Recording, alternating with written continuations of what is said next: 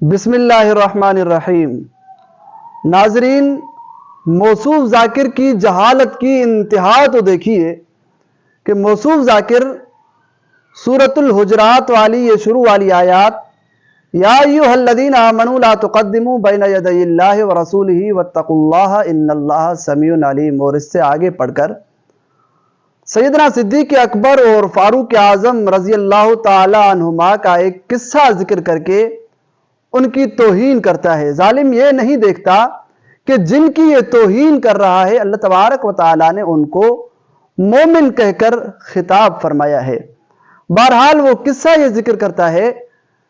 کہ بنو تمیم والے رسول اللہ صلی اللہ علیہ وسلم کی خدمت میں حاضر ہوئے اور انہوں نے اپنے اوپر ایک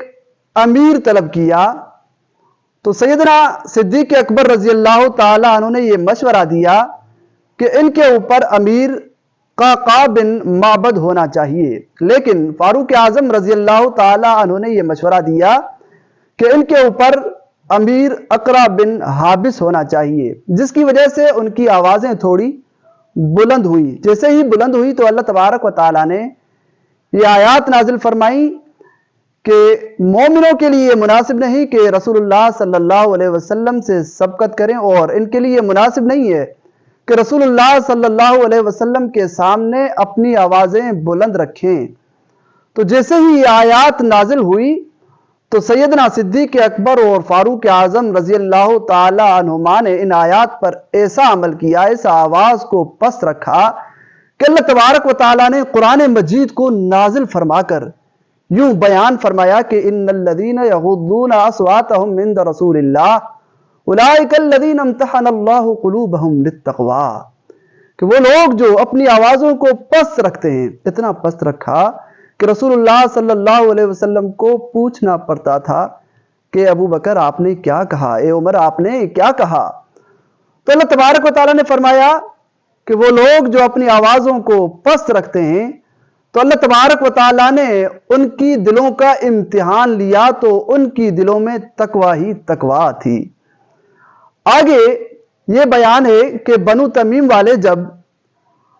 مدینہ المنورہ میں آئے تھے تو ان کو مدینہ کی معاشرت کا اور اس کے آداب کا علم نہیں تھا، جس کی وجہ سے وہ حجرے سے باہر کھڑے ہو کر رسول اللہ صلی اللہ علیہ وسلم کو پکار رہے تھے، جس کی وجہ سے اللہ تبارک و تعالیٰ نے یہ فرمایا کہ ان الذین ینادونک من وراء الحجرات اکثرهم لا یعقلون،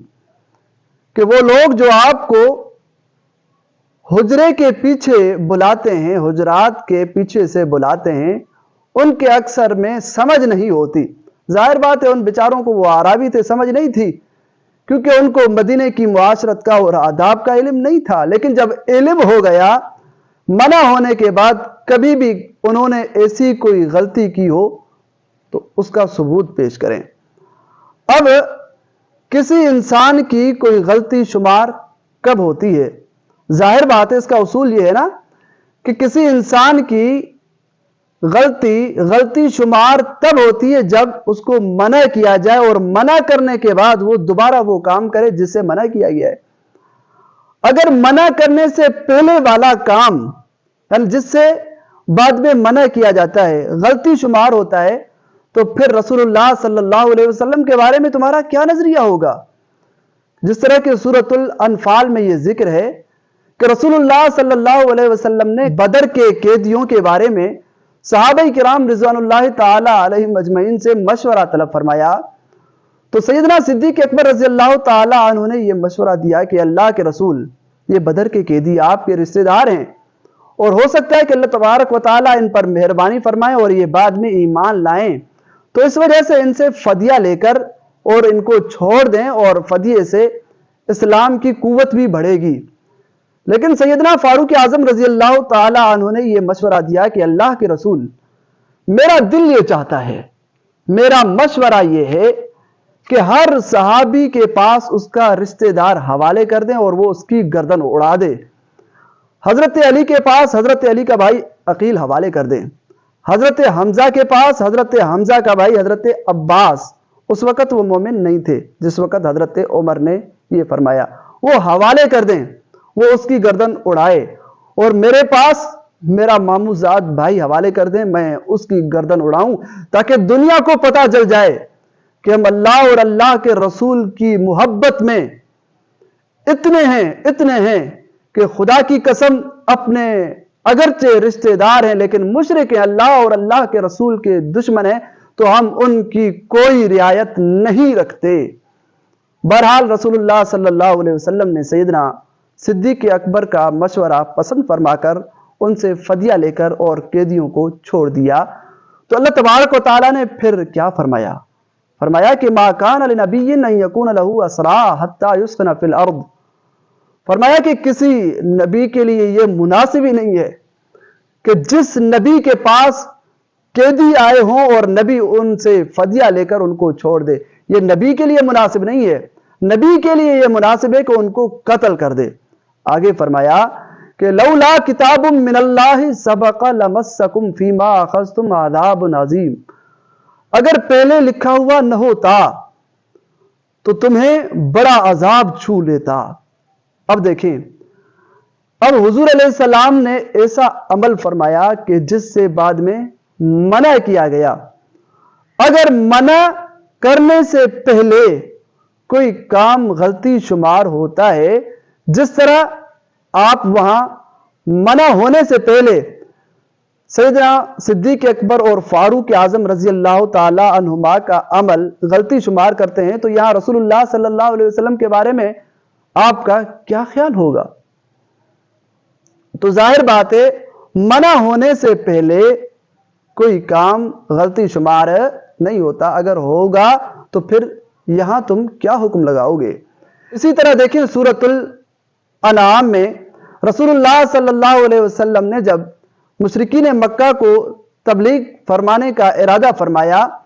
تو کچھ صحابہ کرام کو اٹھانے کا ارادہ فرمایا، تو اللہ تبارک و تعالیٰ نے کیا فرمایا؟ وَلَا تَطْرُدِ الَّذِينَ يَدْعُونَ رَبَّهُمْ بِالْغَدَاةِ وَالْعَشِيِّ يُرِيدُونَ وَجْهَهُ، اے اللہ کے رسول ان کو نہ اٹھائیے جو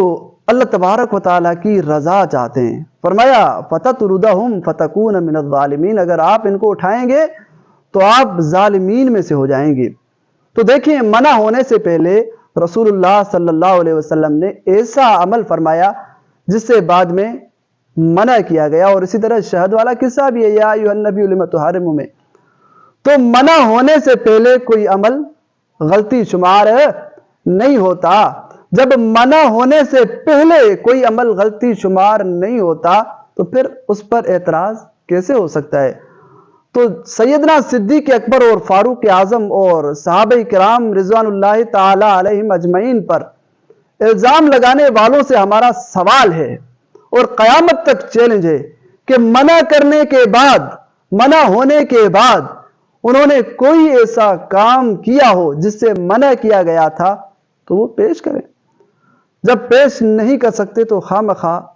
یہ الزام ہیں۔ تو اللہ تبارک و تعالیٰ سے دعا، اللہ تبارک و تعالیٰ ان ظالموں کو ہدایت نصیب فرمائے، اگر ان کے نصیب میں ہدایت نہیں ہے تو ان کو نیست و نابود فرمائے۔ وما علینا الا البلاغ المبین۔